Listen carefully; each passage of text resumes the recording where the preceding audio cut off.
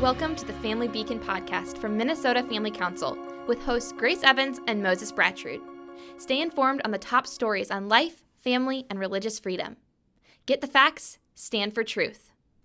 Hello and welcome back to the Family Beacon podcast. I'm Grace Evans and I'm here with Moses Brattrud. We are back from our very long break on season 3, but we're back at it. We're so excited, and I want to give you a quick rundown of everything we'll be discussing on today's episode. First, we will give you a recap of our 40th anniversary annual dinner with Senator Langford as our keynote speaker. It was such an amazing event. I was able to be there for it. It was just awesome. So I'll recap that for you and tell you a special announcement from that night. Next, we'll be talking about why Minnesota is trending so progressive on gender issues when they view the Scandinavian countries as their guiding star, and these Scandinavian countries are actually pushing back on gender ideology because of all of their studies. Finally, we're going to discuss our keynote story of the week, which is how progressives here in Minnesota are actually pushing assisted suicide. They're pushing it in 2024, but they're starting it now, even at the state fair. So with that being said, Moses, let's go ahead and jump on into a recap of our annual dinner. Thank you so much, Grace. And it's really good to be back on the air for you guys. This was a little bit of a longer mid-season break than we anticipated, but a lot of that was just making sure that this new setup is ready. Because as you can tell, Grace is not in the studio today, which is a bummer for us.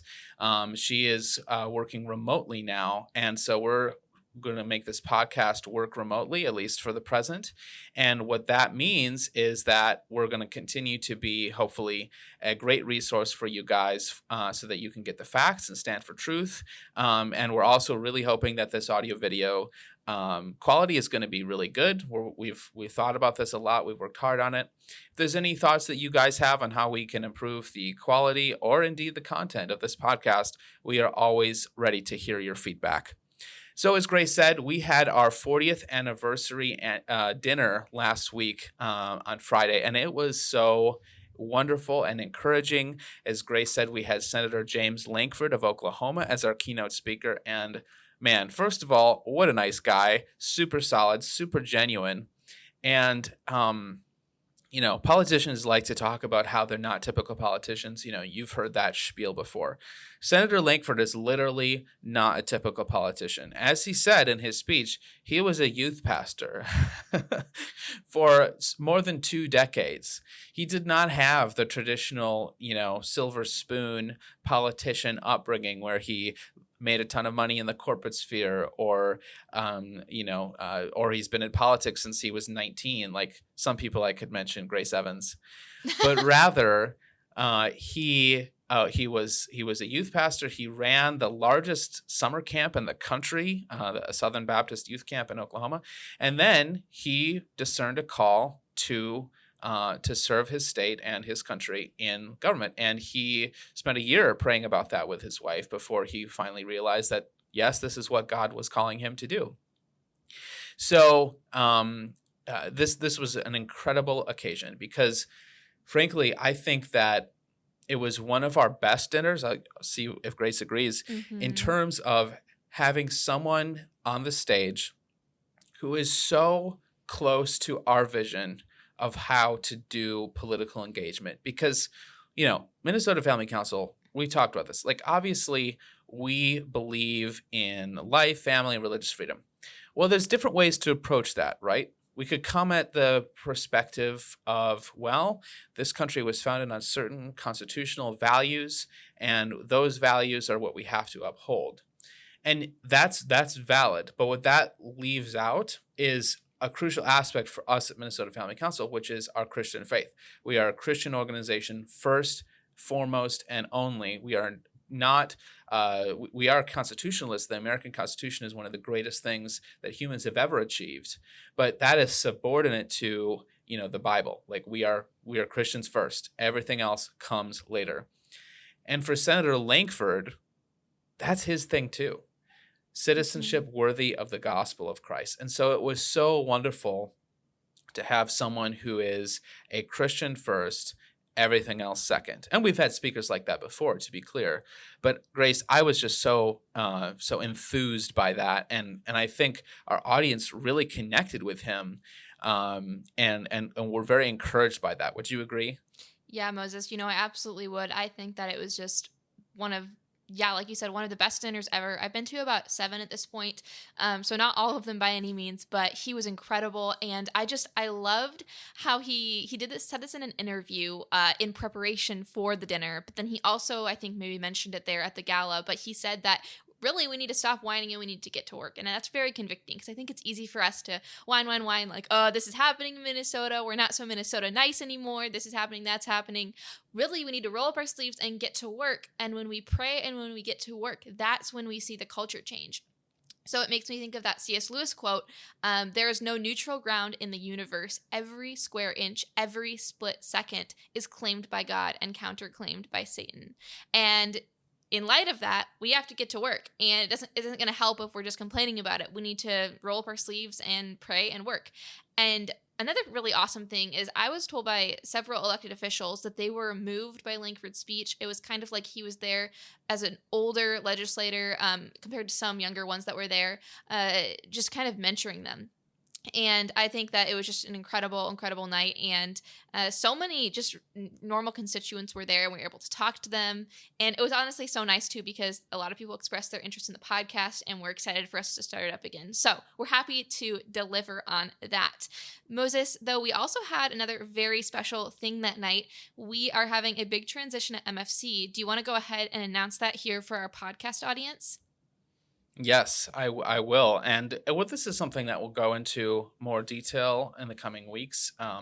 But after 20 years at the helm, our CEO, John Helmberger, see what I did there, is he has made the prayerful decision to step down. He's still going to be involved with Minnesota Family Council, and he's prayerfully working with the board right now on this transition.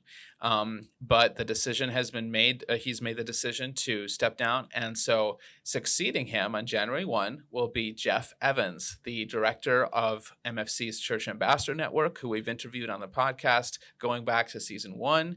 He's been involved with MFC for more than a decade and has been the director of the Church Ambassador Network for about 5 years. Jeff is an incredible person. He's he's intelligent, scary intelligent. He's smart. He's passionate. He's convicted. He's super funny and fun to work with as well. And I'm not just buttering him up because he's about to be my boss. Gotta send him. And also, right. And also, he is Grace's dad. So that is really cool. We hope that means that the podcast will become even more important as part of MFC's work. But we're just so excited. John is going to be staying on with MFC in an advisory role as Jeff takes the reins on January 1. So we're so excited for the transition. And we ask that you guys would pray with us and for us as we start this journey. It's new territory for Grace and I. We've been here for quite a long time between us, and John has always been in charge, so this is going to be different. But we're also really excited about it and really prayerfully hoping that this will be a huge success. So with that, I want to transition to some of the content that we have this week. And we are really pleased and privileged to work with Kathy Kirsten a lot. She is a journalist here in Minnesota, probably, to my knowledge, one of the most widely read conservative journalists.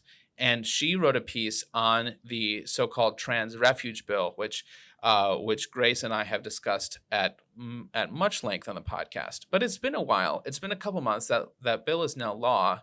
So, Grace, can you tell us a little bit more about that article and what Kathy is saying? Yeah, absolutely. I was just talking with Renee Carlson of True North Legal, and she was saying that she was consulted for this piece, which is just so awesome. Kathy is a great ally, and we'll link her article down below. She's brilliant.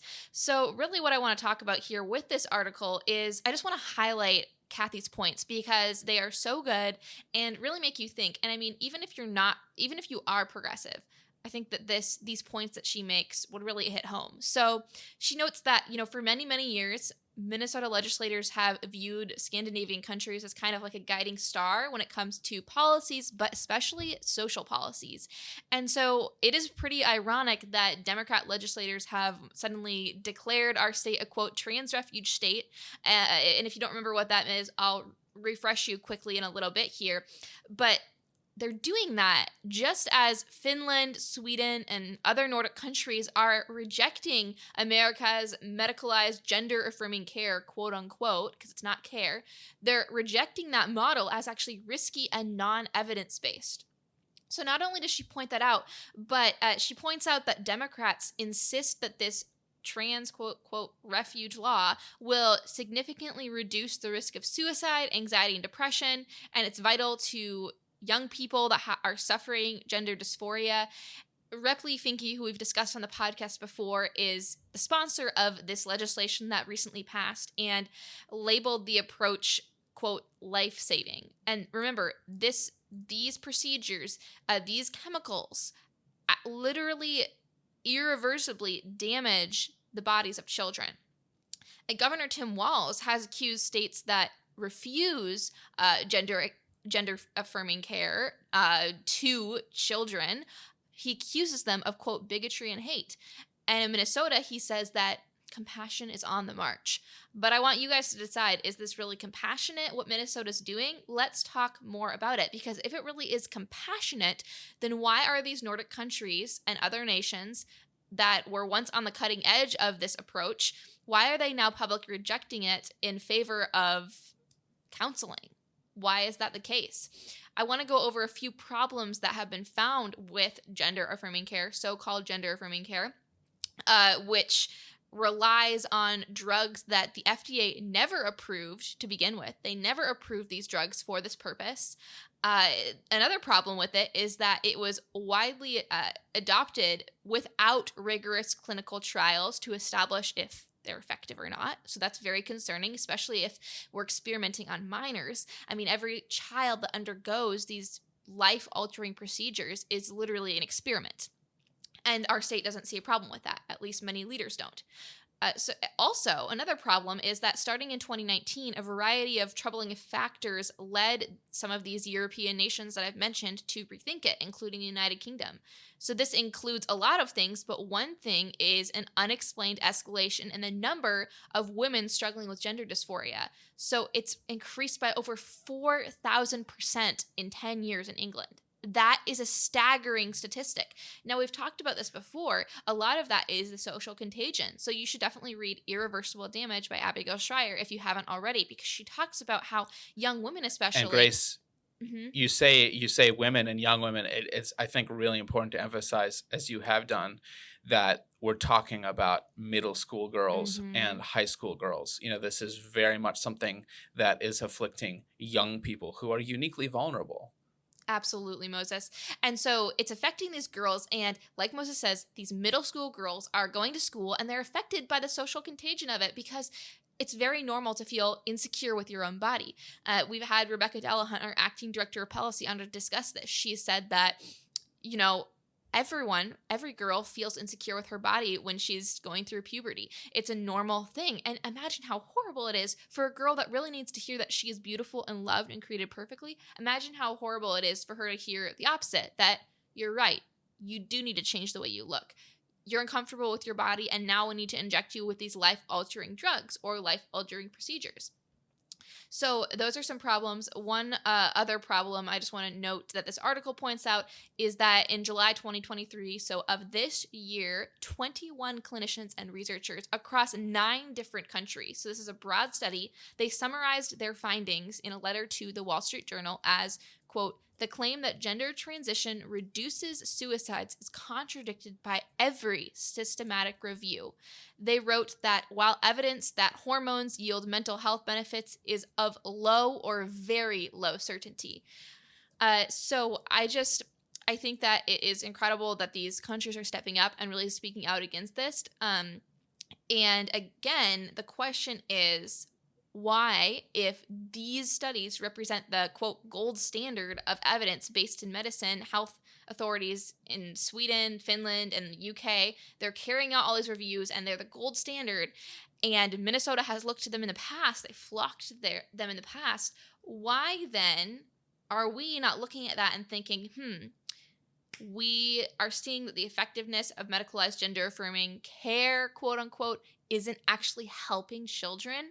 It's actually Absolutely. devastating to them. Why aren't we looking at that and thinking, okay, we need to protect children? And so for me, it's actually very hard not to assume the worst of some of these legislators that are pushing this, because they're smart people. They have looked to these countries before. They've done the research. They've seen the statistics. Why are they pushing this? Because they're claiming they want to help children. They love children. Everyone deserves health care. But healthcare does not harm people. It helps people. And so really pessimistic about some of our legislators right now. I think the key here is that many of the Minnesota Democrats are turning a blind eye to these facts about gender-affirming care. They are basing their support instead, this article notes, on policy statements and guidelines from the American Academy of Pediatrics and other U.S. medical societies. So now they're shifting away from looking at these Nordic countries because they have to turn a blind eye, and they're like, oh, we're going to look at America-specific studies because America is very pro all of this. And so this medicine these laws, these people here in Minnesota, they're dismissing these guidelines completely as untrustworthy. And but these new studies that these Minnesota legislators are basing these laws off of, these studies have actually been fact-checked, they've been peer-reviewed, and these are very unreliable sources. They're very unreliable studies. You can read her article for further debunking of that. And she notes that she says, quote, in her article, "It seems clear that treatment protocols for, say, cancer patients should never be based on such low quality evidence. Why is it tolerated for children experiencing gender distress?" And I think that really is one of her best points in the article. These treatments, that Minnesota legislators are pushing have such low evidence. The studies that they're pulling from are just so misrepresented. They have been fact-checked and shown to be erroneous. So why are we putting our children through them? And the reason is that we've politicized this whole thing here in Minnesota and across our country. And I want to close with a quote that these researchers from 9 different countries said. They said that U.S. medical societies are, quote, exaggerating the benefits and minimizing the risks when it comes to, quote, gender-affirming care. Wow. So that is just crazy, Moses. I would love to hear your thoughts. Yeah, well, I think that last quote, that says it all, doesn't it? Mm-hmm. They are exaggerating the benefits. They are minimizing the risks. And the risks are huge. Mm-hmm. You know, as Grace has discussed, this is not, getting your nails done. It's not having your ears pierced. This is something that's extremely invasive. Either the medications or the medications, it's not just taking a pill, right? It's something that that these puberty blocking drugs and then cross-sex hormones, those will change you forever. And that is the point, right? That is the point. Mm-hmm. That is the desired effect. And the idea that these would be available for minors is insane. And I think it says so much that other countries with maybe a more pragmatic approach are pulling back from this. But in the U.S., it's become such a culture war issue that people who think children should be subjected to this, they don't feel that they can go back to, evidence-based medicine, because they've invested so much in this idea that if any child says that they're transgender, we need to get them on a course of puberty blockers and cross-sex hormones as quickly as we can. That is the normal treatment path, as you've said, and as Kathy Kirsten said. So I think, and I just don't think that's sustainable, Grace. I think... we've seen people like Chloe Cole and others stand up and say, look what happened to me as a minor. This was horrifying. Chloe Cole underwent a double mastectomy as a minor. And, you'll still hear, Grace, progressive activists claim that these surgeries are not being done to minors. Right? You'll still hear them say that because they're ostriches with their heads buried so deeply in the sand, and they're just lying. Yeah, it's the same thing because they'll say, oh, well, abortion only happens really in the case of rape and incest. And you say, oh, well, then are you for banning abortion in every case except rape and incest? And they're like, oh, no, no. Same thing with this. Well, if it never happens, aren't you fine with just banning it for minors since it never happens? And they say, no, we need it to be an option. So that's an excellent point. Yeah, Governor Walz regards this whole state of affairs here in Minnesota as compassion. He thinks the kidnapping bill, which is what we have coined the trans refuge bill, which again takes custody of children of parents who disagree with gender ideology and treats those parents, those good parents, like abusers. He calls that legislation compassionate. But like Ms. Curson notes in this article, real compassion and care for these vulnerable children in our state is following the science. So on that note, Moses, let's turn to our headline story of the week, which is all about how progressives here in Minnesota, again, are pushing assisted suicide. Can you tell us more about that? Yes. So, Grace, you've been talking about a bill that came up this last session and then became law. And this is something that we had heard about. Because it had happened in California. I think, I could be wrong, but I think California and maybe only one or two other states have passed a bill like the trans refuge bill. So when we look at assisted suicide, this is something where we can be a little smart about this. If you want to know what's going to happen in the next legislative session during this off season, which in Minnesota is between June and January, basically when the legislature is not in session, especially in a non-election year like this year, 2023, look at what legislators are talking about. What are they talking about? Well, that's what they're going to probably be prioritizing when they come back to St. Paul in early February of next year. So there's even talk right now, to use an example of something that's not as horrifying, there's talk of even a special session to discuss the role of like school security officers or school resource officers, because there's concerns about the safety of kids in schools. So that's either going to be dealt with in a special session before February, or it's going to be dealt with probably as one of the top priorities of this second legislative session of the biennium. But what else are people talking about? Well, unfortunately, we're seeing that a big priority for some progressive legislators is pushing physician-assisted suicide. Now, we've talked about this issue on the podcast, and I'm sure most of you have encountered this issue before. But what Grace and I have seen is that this issue is not top of mind for a lot of people. And certainly, not as many people are going to be personally affected by physician-assisted suicide as by, for example, abortion. But this is something that's growing in popularity. Many U.S. states and several foreign countries, I say many, several U.S. states and several foreign countries have legalized this. Mm-hmm. And the results have been devastating, and I'll talk about that a little bit. But this is an issue that is morally on par with abortion. And let me quickly tell you why. So the first reason is that every life has inherent value from conception to natural death. That means it's worthy of protection. It must be protected. Second, it's never permissible to end a human life for any individual person, whether that's an abortion doctor, a doctor involved in physician-assisted suicide, or just some dude attempting murder. And the only possible exception to that would be when you've been convicted of a crime in a court of law and the judge has sentenced you to death. Now, the death penalty is a whole nother discussion.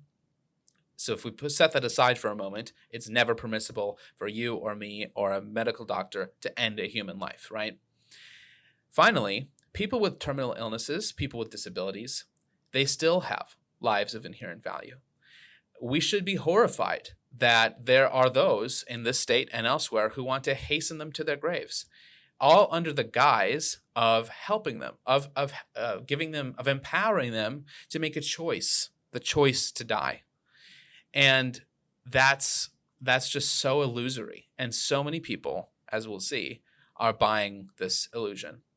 So physician-assisted suicide is also called medical aid in dying, or MAID. It's really important to be familiar with the terminology because medical aid in dying, that's starting to sound a little bit, neutral. It's starting to sound like, okay, somebody's already dying. Okay, we're just talking about someone being taken off of the feeding tube or whatever and ending their life. No, That's not what we're talking about. We're talking about artificial means to end a life, okay?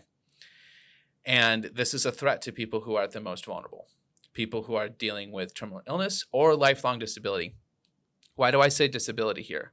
Because the whole narrative is around people with terminal illness. Well, in other countries, including in Canada, Belgium, the Netherlands, you don't need a terminal diagnosis to access assisted suicide. In fact, Grace, I think you and I have discussed in the podcast, people have cited poverty and depression as well as non-terminal medical conditions as reasons why they should be able to access physician-assisted suicide, and they've been granted those requests.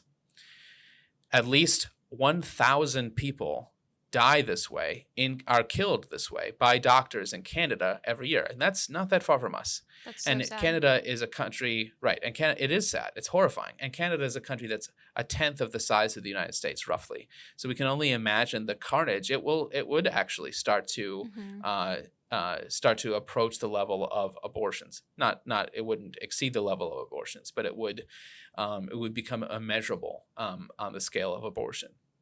And that's a human tragedy. And it's not less of a tragedy because these people are dying anyway. We're talking about taking human life.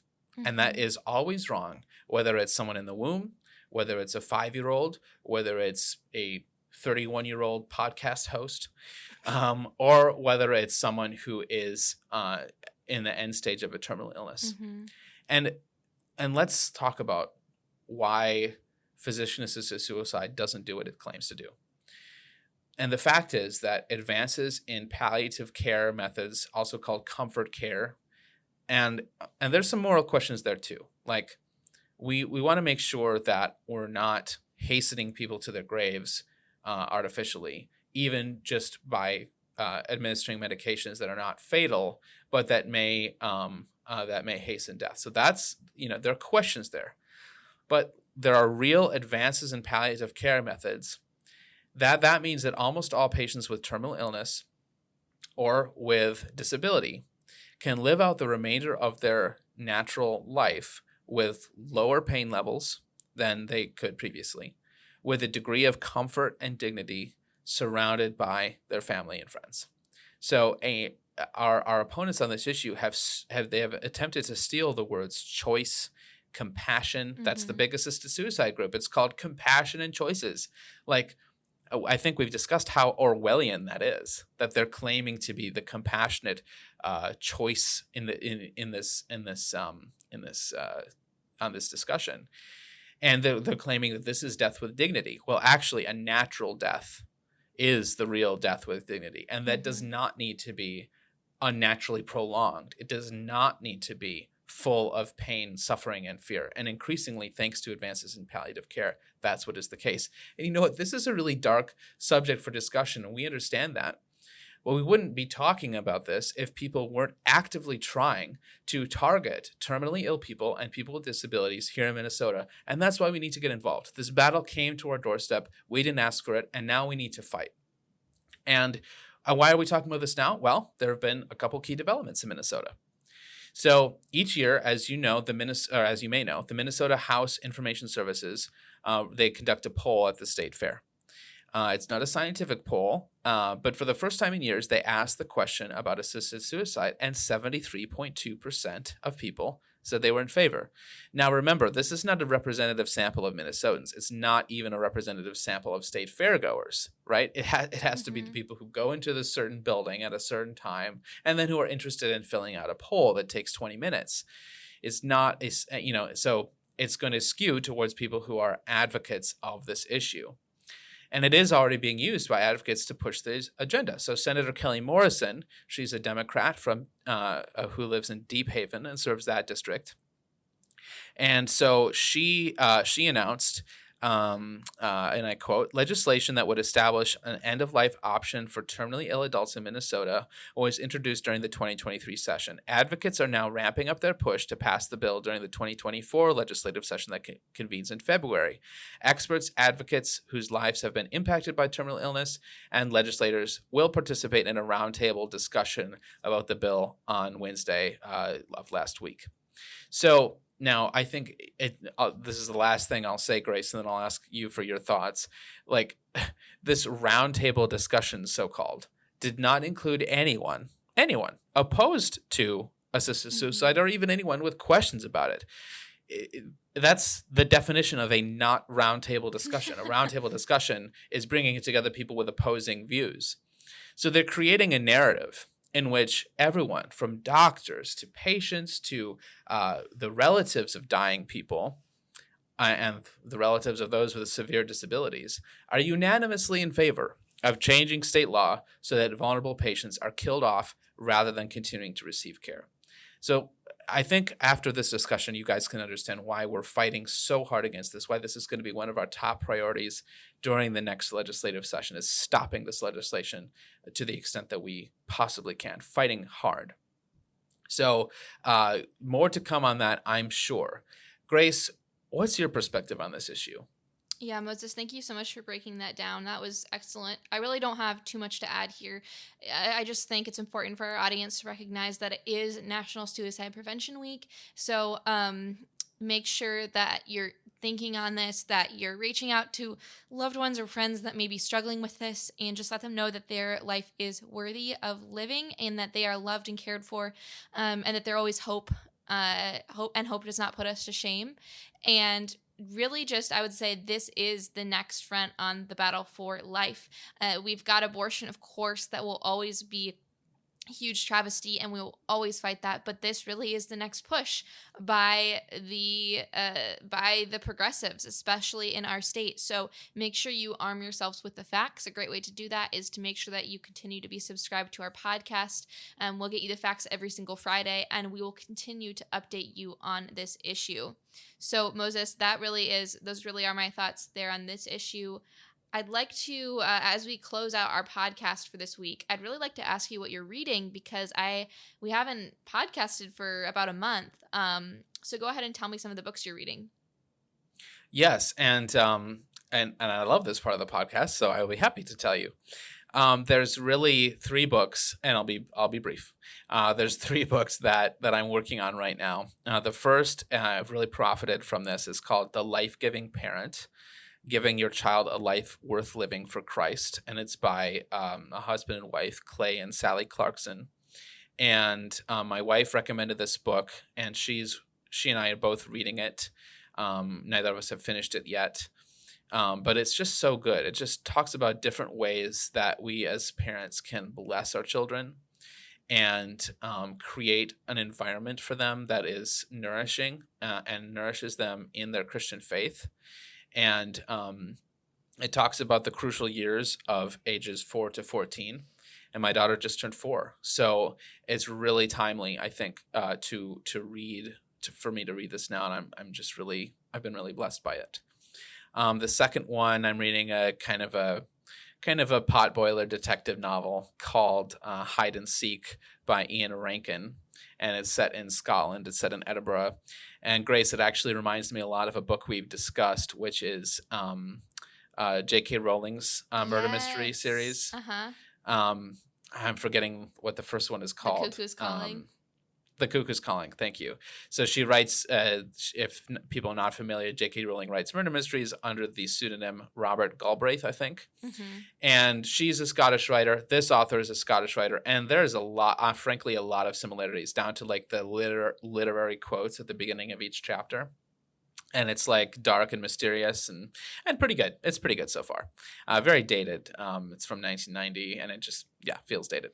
Finally, my favorite book that I'm reading right now is The Mill on the Floss, which is a novel by George Eliot. I think we've discussed when I read Middlemarch. I think we discussed it on the podcast, same author, one of my favorite books.